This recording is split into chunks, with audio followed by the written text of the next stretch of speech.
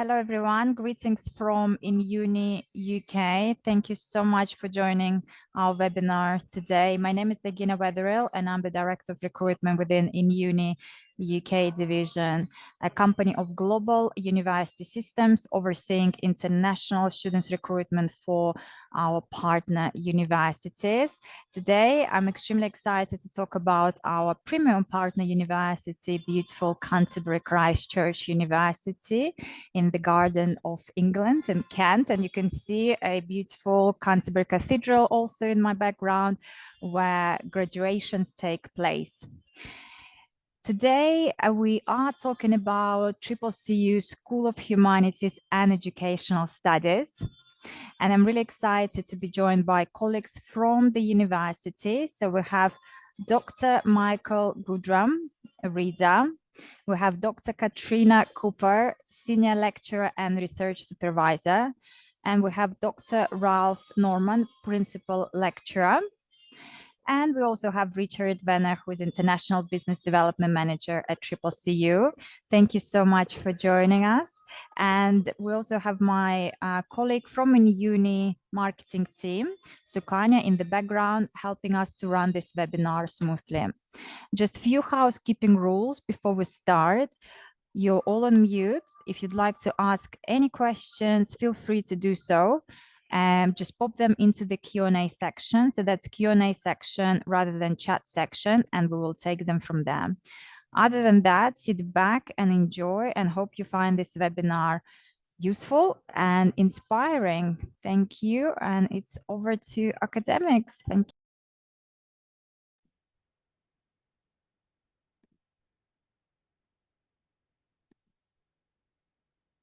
Okay, so slight delay on the slides there. So I'm going to start off talking to you. We're going to talk through the BA history at first, and then we'll talk through the MA history after that. So BA, that's our undergraduate degree. I'm going to talk you through the three levels: first year, second year, third year, 4, 5, 6. And we'll just think a bit about the kind of modules that there are and the kinds of things that you'll be studying. So we're broken down into 2 semesters, so the semester before Christmas and the semester that kind of takes us up to the summer break. So in your first year, you've got kind of making your mark, which is a skills module that just kind of acclimatizes you to university studying history, thinking about big themes, kind of the basic skills that you will need, taking some of that anxiety out of how you do that university thing, as it were. Civilizations of the Ancient World is administered by our colleagues in archaeology.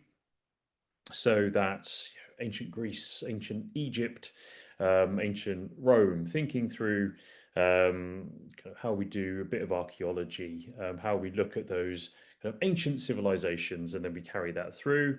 And then, as you see, all the others are similarly themed to different parts and periods of history. So we are thinking through big, broad canvases that just really give you a sense of the kinds of history that you can study going through the rest of the degree, but also just a good grounding in kind of modern, early modern, medieval history, so you've got more of an understanding of where we're going generally through the degree. Moving into the second year, we have, again, a bit more specialism here. So things like futures of the past are getting us to think about how we engage with history more broadly. So history in film, history in computer games, that kinds of things. So kind of more kind of popular accounts and representations of history. How does that history get there? What kind of history gets there? How does that get mobilized? How does that shift how we think about the past? Manifestations of empire, same kind of thing. How do we come to understand histories of empire? What does that look like? what narratives get in there, who is telling the various stories of that, how do we think about constructions of empire in a modern context. Some very kind of targeted modules there, things like Nazi Germany, castles in medieval society, that giving you opportunity to specialize in different areas. If you're more interested in medieval, you can tack that way. If you're more interested in modern, you can tack that way. Land of Hope and Glory, same thing, kind of British 20th century history, and get a sense of social, political history in Britain, in a British university. There's also some kind of more skills-focused modules there, like Applied Humanities, which gives you the opportunity to undertake a placement or some kind of employability-directed task with a partner of some kind. Humanities in a digital world.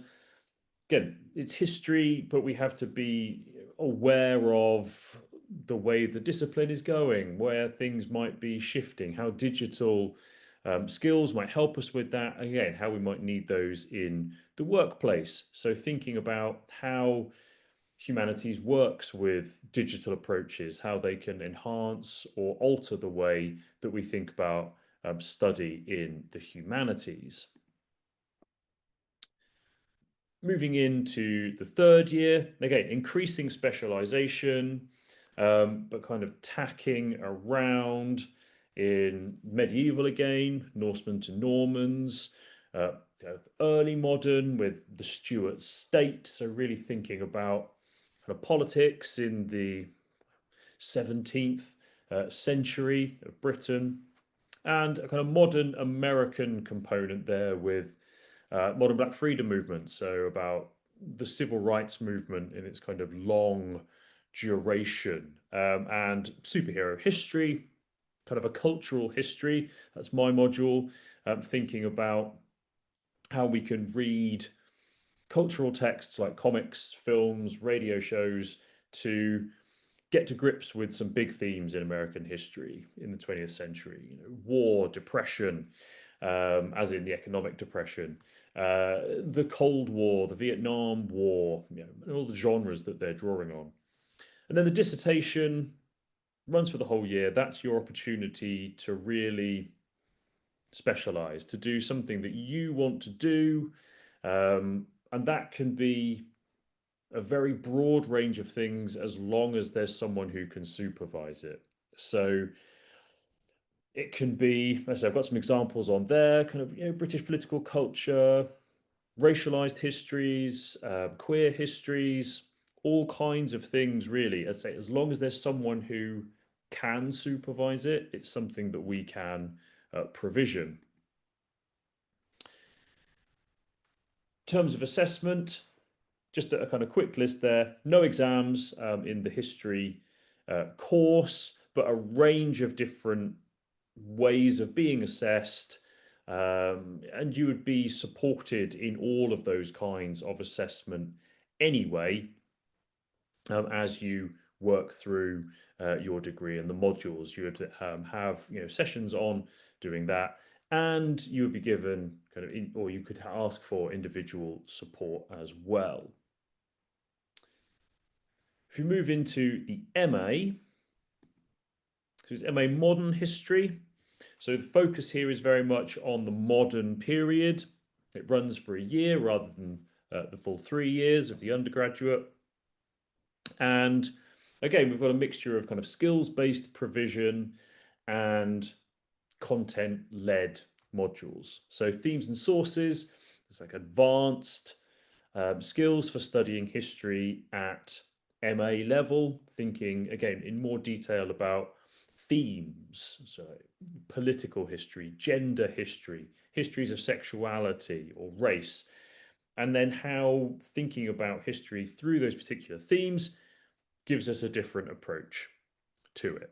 And the sources, what sources can we use for history? How can we handle those? What are the issues that we have to be aware of as we use them? A critical scholar is in the second trimester, kind of continuing that work by getting you to really think about how things are put together. How do articles work? And they're queuing you up for your dissertation, which again it's a longer project than the undergraduate one, but again, it's that opportunity for you to specialize, to really go and do something that you are interested in. Again, the others you see, there's the kind of themes of activism, propaganda, popular culture, but more kind of cultural history, thinking about how culture can get caught up in either spreading messages or resisting messages. And communicating the past builds on that as well by thinking through how we actually shape ideas of history through podcasts, through YouTube history, through that kind of thing. And you engage with those through the module. Supervised project, it's a bit like the Applied Humanities course that I mentioned before. It's giving the opportunity to do something about employability with a partner, or to take a kind of longer independent research project, which again is helping to queue you up for the dissertation, or to think about, is this something that you want to pursue further, just to kind of help you out, thinking about potentially you want to go on to further study at PhD level. And race, empire, nation, and nationalism, continuing that theme coming out of Manifestations of Empire in the BA, really just drilling down into what those terms mean, how they're used, how understanding them better helps us to understand ways of writing history better, more effectively. Again, no exams, digital assignments, yes, still some essays, but a range of different assessments. And again, you will be supported through those in the module, both through kind of classroom situations and individual tutorials. So I will hand you over there to the next person. Thank you very much. Thank you, Mitch, for the handover. And I ought to say, first of all, greetings from Canterbury. Canterbury is a very, very special place, and a very, very interesting place to be doing theology courses. So I'm going to be talking about two different courses today, the BA Theology, and then I'll go on to describe the MA Chaplaincy and Spiritual Care. I've taken care to put in an image of one of our local buildings, which is just a short walk that way from where I am seated. This is part of the cathedral building here in Canterbury. It's a wonderful place. Our campus here in Canterbury is within the World Heritage Site, which includes Canterbury Cathedral, of course, but also St. Augustine's Abbey and St. Martin's Church, which is wonderful for us because it means we've got a real hands-on approach to some of the glories and also challenging aspects of Christian history in a place like England.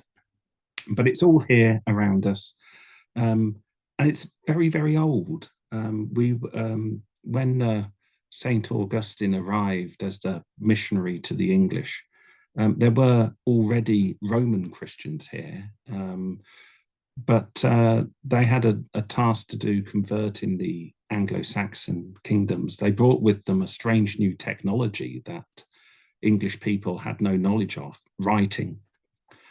And this meant that they were able to achieve all sorts of things in educating English people. They also brought with them mathematics. The first person that we have a record of teaching mathematics to the English was Adrian the African, who came here, and he had to teach mathematics to the English because he had to teach them astronomy so they could work their way through the liturgical calendar. So there was a very, very important history here, but it means that we're one of the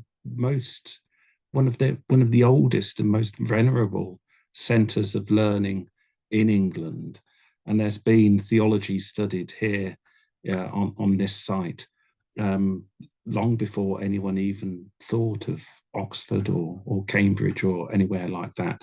So it is a wonderful place, and a place that can capture the imagination.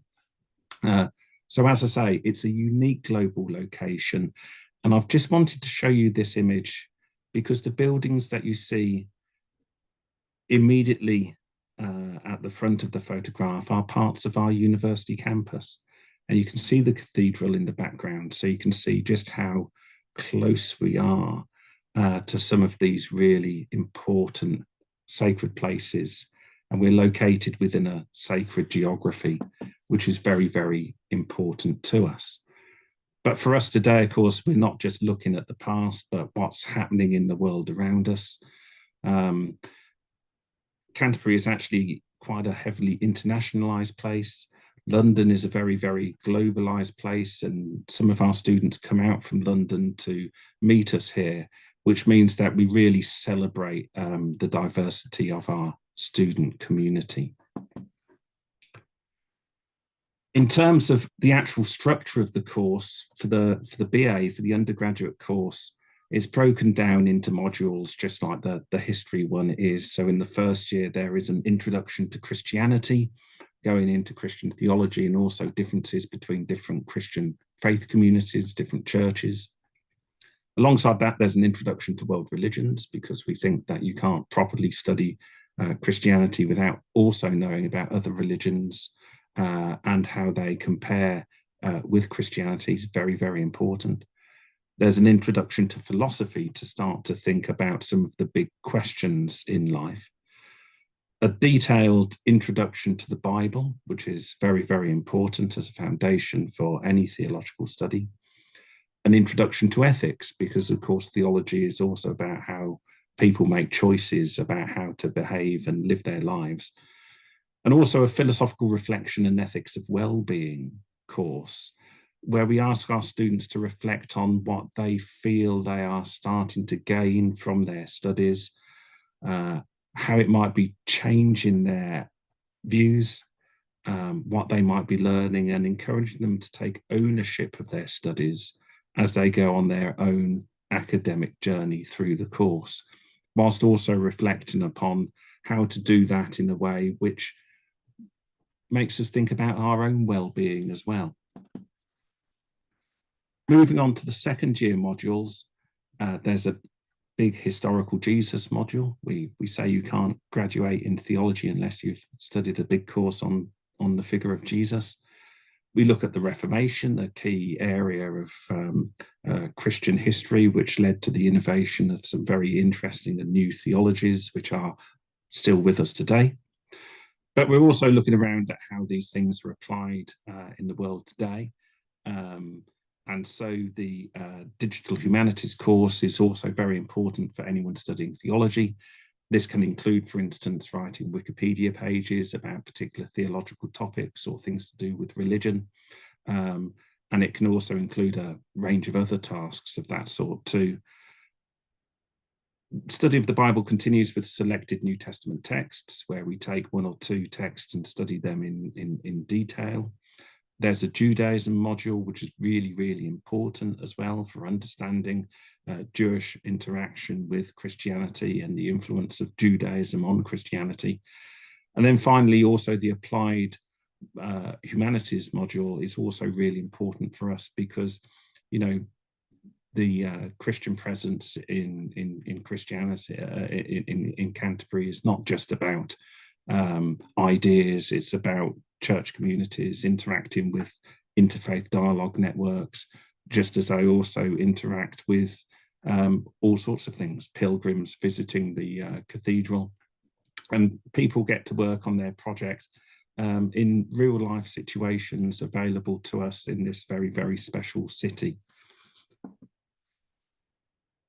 The final year of the BA, we want to study great books in considerable depth so that people don't just get a sort of surface reading of little topics, but get a much more developed sense of key thinkers and their ideas. So there's a great books of religion, philosophy and ethics module. There's a module dedicated to questions of religion, gender, and sexuality.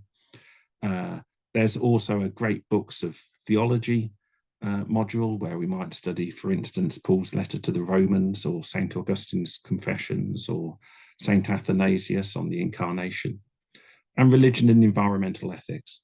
And then alongside this, there's also the opportunity to write your dissertation, which is your opportunity to write what in effect is a chapter in a book, a much longer project, something which has arisen from your own interests in your studies, and something where we feel very often we get a strong sense of what students have developed and the journey that they've gone on through their studies. Moving to the MA in chaplaincy and spiritual care. Chaplaincy and spiritual care are slightly more technical things for us to think about. If you look at a country like modern Britain, the churches are doing all sorts of different things, and there's lots and lots of different data available on church and faith community activity in the world. The National Churches Trust just last October started to calculate the economic contribution of the churches. Each time a church hall is used for an AA course meeting, an Alcoholics Anonymous course meeting, or a youth sports group, or for older people coming together, the cost of that room hire in itself would come to something like £8.4 billion, which it would cost our National Health Service, same cost to employ 230,000 nurses, which just goes to show the size of this third sector economy of people offering services and care through the charity sector, which is supported by faith communities in particular.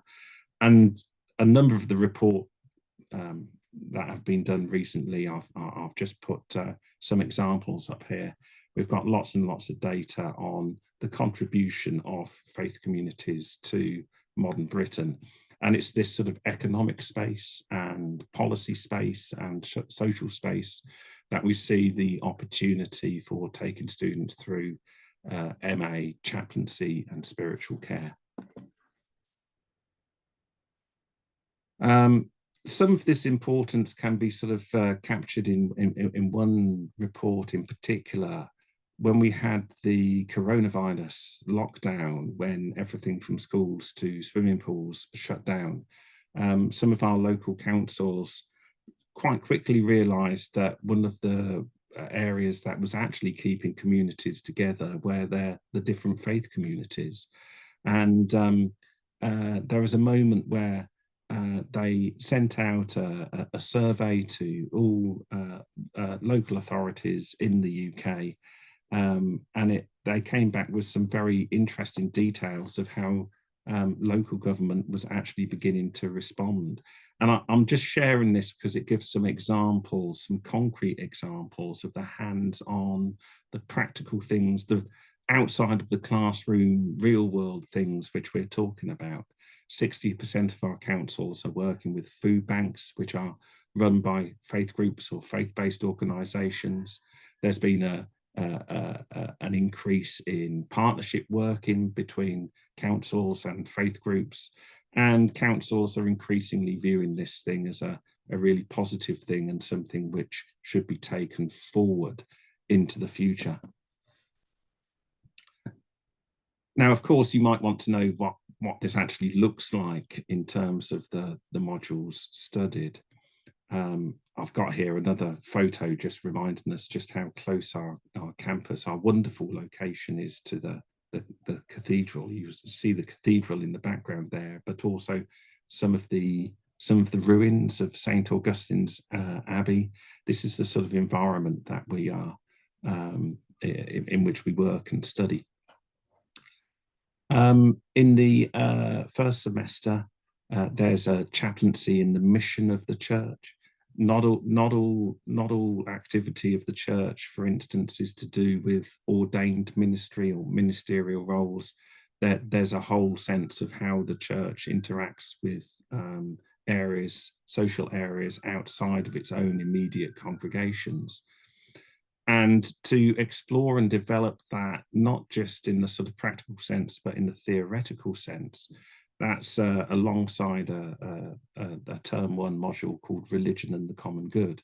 What we find increasingly is that religions, yes, they do have their own faith commitments, they are their own worshipping communities, but they also typically want to contribute to the common good in partnership with other groups around them. And so it's an opportunity to explore some of the theories behind those bridge building exercises, those peace building exercises, which are so very, very important. And for us, that sometimes means drawing on particular theological themes from particular churches. So for instance, Catholic social teaching is very important, but also ideas drawn from Anglican and Jewish writers as well. The interfaith dialogue module is very, very important in a multicultural, multi-faith society like modern Britain. There is a real need for people who become more faith literate and are able to have serious conversations about religion and to be able to dialogue across religions for the common good. So that also is a very, very important module which we include in our offer. In the second semester, that we carry on with a chaplaincy and spiritual care module. Again, sort of looking at some of the different roles, the different places in which chaplains can find themselves, whether that's in hospice chaplaincy or hospital chaplaincy or police chaplaincy or forces chaplaincy or in other roles with schools and the NHS. Moral philosophy and applied ethics takes the study of ethics to the next level, but also wants to apply moral theories to particular situations, moral problems, asking you to reflect on some of the perplexities of moral decision making in what's often a complicated world. Biblical interpretation, of course, remains important, especially with an eye on the common good and the mission of the church. So we view that as essential. And then in the summer, there's the opportunity to write a longer dissertation, longer than the BA undergraduate one. It's quite a significant major project where students can write about a particular area. So for instance, the particular needs of Black pastoral care as opposed to pastoral care for other people, sort of how race, gender, age, all impact on the pastoral care which churches can offer. The assessments, we do have exams. There's plenty of individual presentations, which we also view as opportunities to deliver sermons for those who want to. There's formal academic essays, there's critical reviews, and of course also those dissertation projects. And that's the kind of traditional approach which is reflected in the degrees on offer. And at that point, I will stop and I'll hand over to Dr. Katrina Cooper. Thank you very much, and thank you for joining us online today. I'm going to be talking about our postgraduate degree, our MA in Heritage Studies today. Heritage and history obviously feel very overlinked, and actually heritage theology and history as well have that kind of feel to them that they overlap, and it's quite hard to distinguish maybe between the 2 or 3 different disciplines. Well, history takes a very largely text focused, but not completely text focused, to studying the past. The heritage sector is maybe looking more towards the future in its approaches. UNESCO define heritage as our legacy from the past, what we live with today, and what we pass on to future generations. To some extent, that's quite an old definition, and heritage, I would argue, shapes how we conceive of the world around us. Our course is very much thinking about that and the practices associated with heritage, not just the physicality of the remains of our past. And the course is there to encourage you to think about our evolving digital world, questions of sustainability, social justice and community, alongside our historic environment. So it brings together a lot of kind of wide-ranging themes. Our modules are quite varied. As with the other courses, you'll take 3 modules per semester and a dissertation that runs over the summer as well. In each semester, unlike in history and in chaplaincy, you'll also have an option to take another module. So our modules for your first semester are Stories of Ourselves, which very much takes an approach of looking at how we have constructed heritage in the past and how it is used today for particular different things, maybe whether that's marketing or the construction of particular identities as well. You'll also take a module called Research Skills in a Digital Age. This is very much geared around developing a new and specialised skill set that you might need in terms of crafting interpretations and thinking about heritage management practices. But we're also trying to give you that kind of wider awareness of new skill sets are needed within the sector that will help you develop as a practitioner, either for a career in heritage or maybe looking at a broader career somewhere else. You'll have in the second semester, you'll take a module that leads on from Stories of Ourselves, and that's a module called Connecting the Past with the Future. We take that the work you have done in that first semester module, and in this context, you start to think about the future, about heritage has ability to maybe assemble radically different futures, how the practices are very much world making, and also how maybe we can use heritage to help us think more about inequalities in society today and how we might be able to maybe make a difference in terms of the study of those things. So here we might be considering colonialism, empire, hidden histories, among other themes as well. So it's a very kind of broad approach to the study of heritage that is quite practical as well. As part of that module, you'll also craft an exhibition that will go on display on campus. So the aim is that you'll walk away with a series of practical skill sets that you can use to help support your career in whatever direction that will take you. You'll also undertake a module called Supervised Projects. I'll discuss that a little bit more, but that's our work-related learning module. And as Mitch mentioned, as part of the history degree, and Ralph discussed as part of applied humanities and theology, here is where you'll go away and you'll work on a specific project or a placement opportunity. You'll have 2 different options to choose from, and some of the options are listed here. These options are taken from our Masters in History, but also from our Masters in Education and Tourism Management as well. This gives you the opportunity to combine your skill sets to help you develop in a particular direction within the heritage industry. So our current students are really focused maybe on a career in education or educational resources within the heritage sector, while others are more interested about wider interpretation or maybe themes around inequality and how we can use heritage to make a difference in sort of challenging interpretation processes as well. Your dissertation, unlike most sort of traditional master's courses, you can prepare a sort of classic written dissertation of 14,500 words, or you have the opportunity to undertake a project and produce something practical as the end result of your work. Some of our students who are undertaking this year are producing exhibitions, or they're creating sort of digital pieces of interpretation or websites or things like that. And I have a student working on a podcast series as well. So a huge range of opportunities for you. So the placement is one of the sort of real draws, we think, with undertaking a master's with us. We're really conscious that to build or forge a career in heritage or in the heritage sector, you really need to gain a huge variety of skills and also a broad awareness of what the heritage sector looks like. This will allow you to develop as a practitioner, but also maybe develop some of those skills or get access to those volunteering opportunities that you really, really need.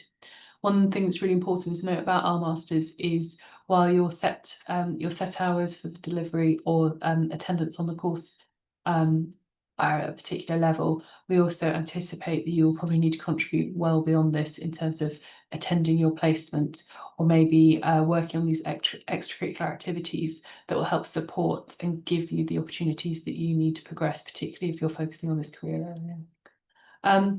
This is a photo of one of our wonderful students, Holly. She's cataloguing resources at an archive in Canterbury itself.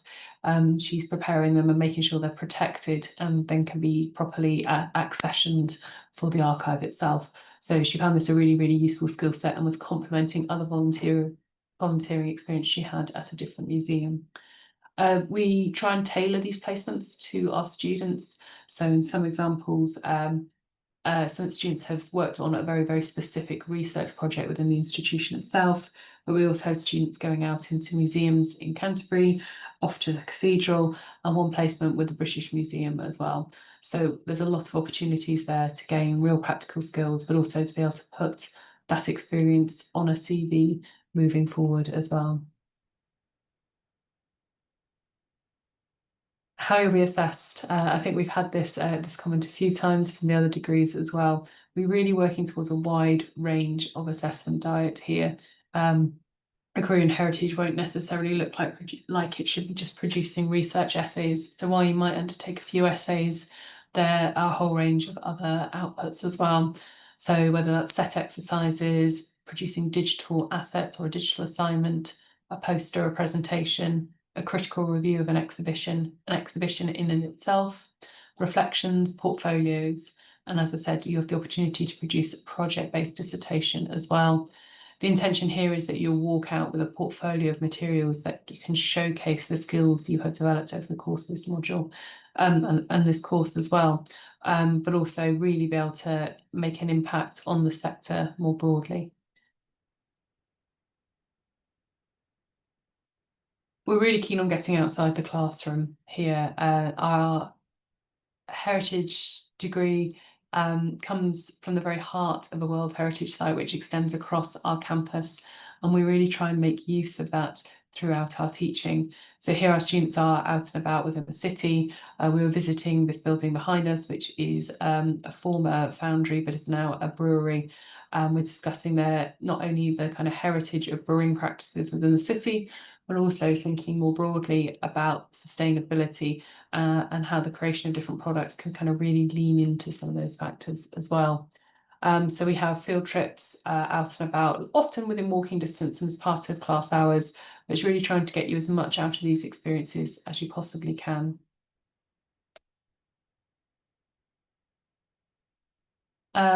And as part of the course, you'll have so many opportunities to engage with all sorts of different activities as well.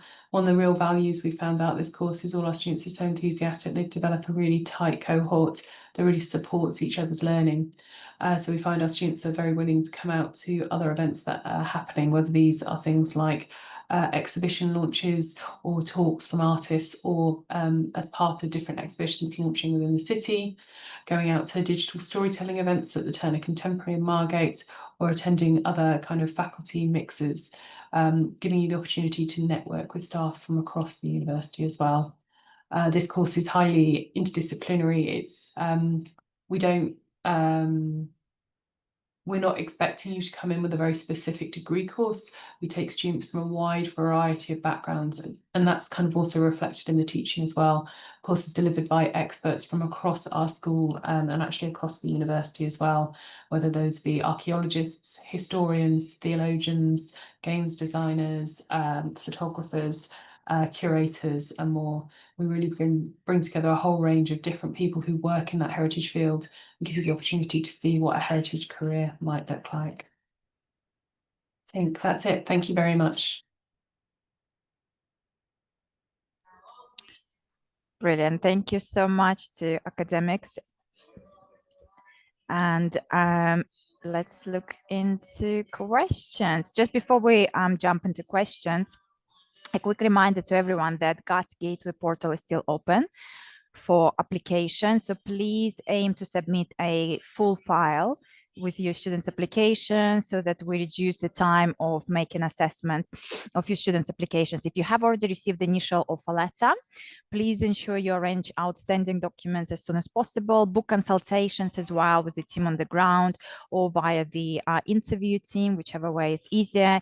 If you need any support preparing your students for consultation or for precast interview, please reach out to our team on the ground. They would be happy to assist. If you have already received unconditional offer letter from CCCU, please book your precast interviews at the soonest. We still have slots, however, it's getting busier and we're receiving more applications at this stage. So it's really, really important you secure your interview slot. And once that's done, arrange your deposit and complete CAS request at the soonest.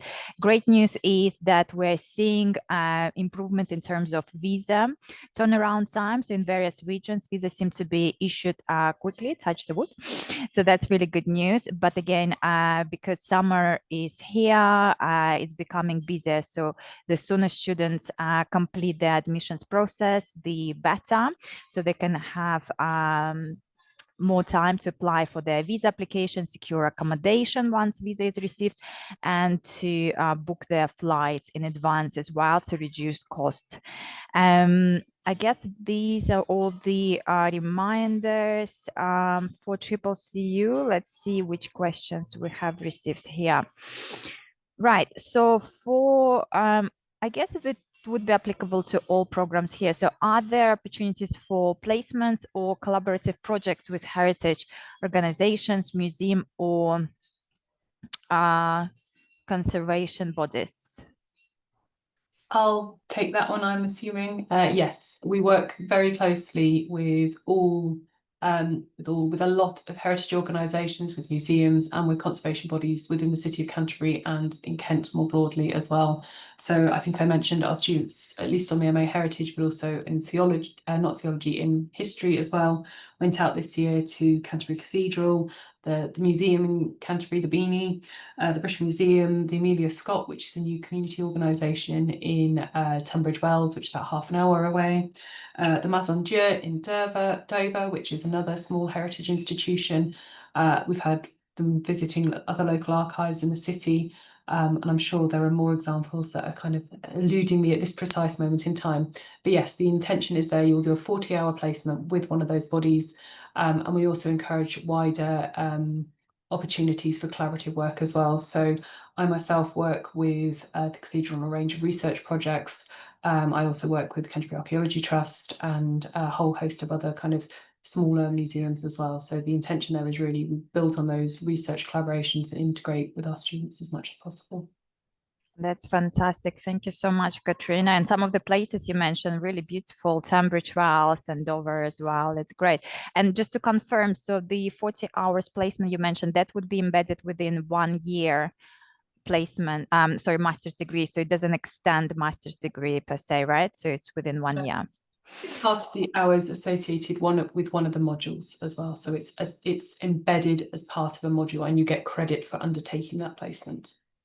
Excellent. Thank you so much. And how does it work for undergraduate degrees? That's the question as well, because I deliver that module for. All right. Okay. It's the same. We have the Applied Humanities module. It is a 40-hour placement, again, embedded as part of that second year module in the second semester. The opportunities there, again, they can be with heritage organisations, but they also can be with other areas as well. So we have more archival work or more research project-based work. We took a range of really interesting theology projects this year as well, working with Ralph and myself on different kind of projects and things like that. So there's a lot of opportunity there. And again, it's embedded with the hours for the module. Excellent. Thank you so much. So it's a great way for students to have some experience during their studies, and especially for international students. Just a reminder, international students coming to study in the UK are still able to work part-time, or if you're doing placement as a part of your degree, then obviously that's a given. But as a part-time, you're allowed to work 20 hours per week and full-time during holidays. And you can still apply for graduate route visa, which is 2 years for undergraduate and master's degrees as well, if you successfully complete your degree at the UK university. So that's good. Let's move on.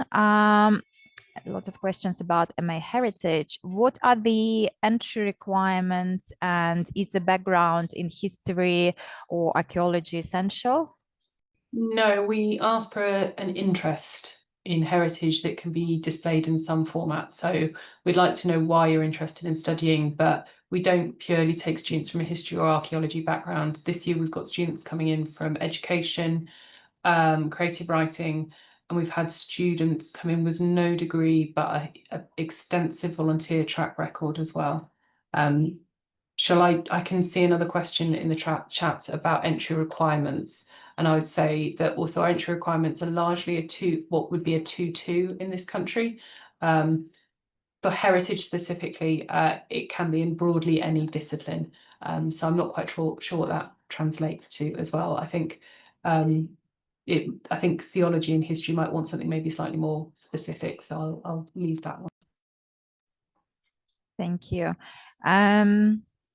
All right, so I guess you answered the next question about the academic background. So there is a flexibility. So I guess if you do have students interested in the subject area, please ask them to submit application via GAS Gateway, and then we will double check with academics once we have a complete file and consultation is passed also, whether the student can be accepted. I guess they can also demonstrate their passion for the subject within their personal statement.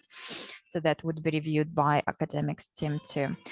Thank you. So what's the path that students are following after graduation? Is it mainly PhD, or do they get employed straight after master's degree or bachelor's? I know for my students, sorry, I'm interrupting and taking all the questions. My students, so we're in the first, so this master's has only run for 1 year.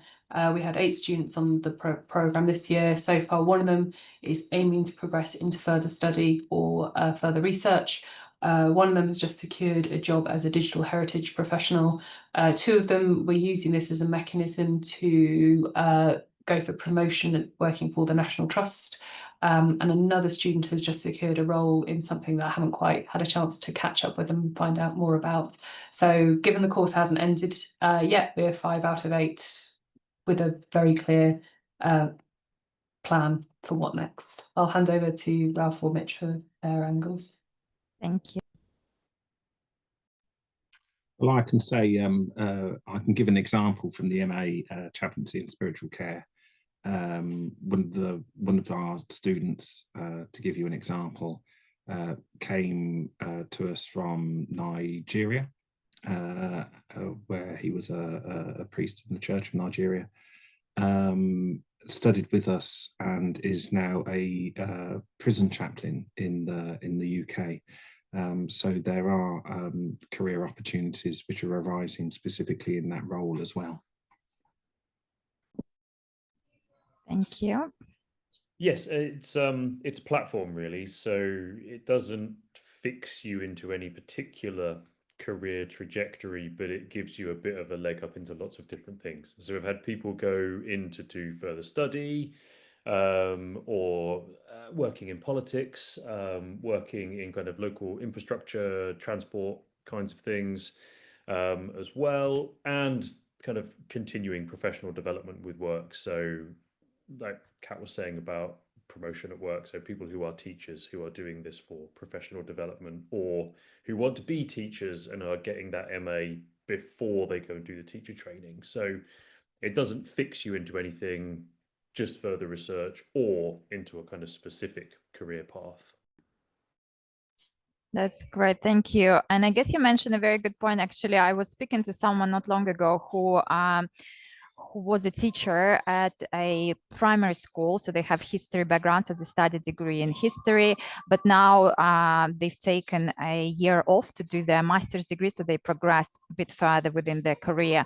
And I guess there are lots of international schools opening up, not only in the UK, but also in other countries, whether it's in South Asia or Middle East, where students could potentially consider becoming a teacher in this field, and then progress further depending on their career aspirations.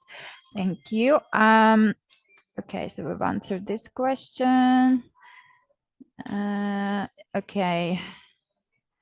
Right. So would this program, so the MA in chaplaincy and spiritual care, would this be suitable for students from different faith backgrounds? Yes, absolutely. I mean, basically, we all know that there's, on the one hand, there's no such thing as a sort of neutral religion. There are different religions, often with their own worldviews and, of course, with their own commitments to the eternal truths to which they bear witness. And yet, at the same time, they work together for the common good. And we know that the UK, of course, England, London, but also a place like Canterbury is a multi-faith city. So yes, we do have a lot of Christian history and heritage around us, and we know that in the UK, approaching things with the knowledge of Christianity is important. But if you work in one of our hospitals, it is likely to be a multi-faith chaplaincy provision. If you work in in prison chaplaincy, it will be multi-faith chaplaincy provision, which is why those modules on interfaith dialogue and religion and the common good are so very, very important to us. And so, you know, ultimately, yes, it is suitable for people from lots and lots of different backgrounds. Lots and lots of different faith backgrounds, including Muslim backgrounds. I can give you an example. We are Canterbury Christ Church University. We do have our Christian chaplaincy, but the Christian chaplaincy ensures that there are the Muslim prayer rooms on campus and are in constant dialogue with our Muslim faith advisors as well. It's just very, very important to us. And in actual fact, it means that you can be, you will know that Canterbury Christ Church is the sort of institution that takes religion seriously and isn't shy about it and doesn't feel that it's something that people have to shy away from and hide from. So that's especially important to us. That's great. Thank you so much. And I think following is the same question. And also for this course, would students need to have a specific background, or would there be flexibility in terms of their bachelor's degree? So do you need a formal qualification in theology or religious studies? We don't actually insist on that. We know that sometimes we especially recruit more mature students who might have lots and lots of relevant experience in their life. As Dr. Katrina Cooper said, it's a sort of what in the UK is in the British system is a 2-2 at BA level, which is the basic entry requirement. And so we would consider people who do not have theology and religious studies, although we would expect it, I suppose, to be in some sort of relatable discipline, be it some other humanities discipline or something from the social sciences, perhaps. Perfect. Thank you so much. Okay, back to MA Heritage. How many optional modules would students need to take to complete the course? You take two optional modules, one each semester. So one between October and December, and one between February and April. Yeah. Perfect. Thank you. Does the university offer career support or networking opportunities in the heritage sector? I think you've kind of covered a little bit. Yeah. embedded as part of that placement module. So not only do you undertake the placement, but you'll also be given training to prepare a CV. You're assessed on your approach to preparing a CV and creating a digital online presence using LinkedIn. But also there are a series of opportunities throughout the year where you'll get the opportunity to meet heritage professionals, particularly from the region. Also, we encourage you to go to events and things like that as well. Brilliant. Thank you so much. I think we reached the end of questions. And also just to, I guess, remind to everyone, the Career Services Department within CCCU actually offers a lot of support to students. So we do strongly recommend to register with CCCU Career Support Team from day one. So they not only they invite potential employers where you can meet to them and speak to them, kind of promote yourself from day one, but also, as Katrina mentioned, there is support provided in terms of boosting your confidence for interviews, providing opportunities that you can apply for, and obviously helping you to customize your CV accordingly. And CCCU also works with UniTem agency, not only to help you with internships, but also potentially to support you with finding a part-time job, should you wish to consider doing a part-time job during your studies. Is there anything else to mention, Richard? Anything on accommodation, perhaps? Yeah, I could do. Yeah, absolutely. First of all, really enjoyed hearing about the courses today. Some fascinating insights. I think Ralph talked a bit about Canterbury, and I can also say that Canterbury is a beautiful city to live in and study in. Accessibility is amazing. So we're only 55 minutes from London on the train, and we're very affordable as well, both in terms of the cost of living and also our accommodation. It ranges from between 128 up to £176 per week. So very, very affordable and yeah, a wide range of accommodation on offer. Fantastic. Thank you so much. So I guess just a reminder to everyone, please do submit your students' applications at the soonest, because we are reaching a peak time for the recruitment. So we want to make sure that your students receive their offer, also receive their interview slot, and CAS also with plenty of time to apply for their visa and to arrive on campus on time as well. But so far we can see CASs are being issued quickly, and also the visas are being issued, as I mentioned earlier, in various regions very quickly, even using a standard service. Thank you so much to everyone. Thank you to academics, really inspiring webinar, and thank you to all the attendees. We will be sharing recording with you later on as well, and stay tuned for our next webinar to come. We do arrange them on a weekly basis, so we'll see you at the next webinar. Thank you all. Thank you, Richard.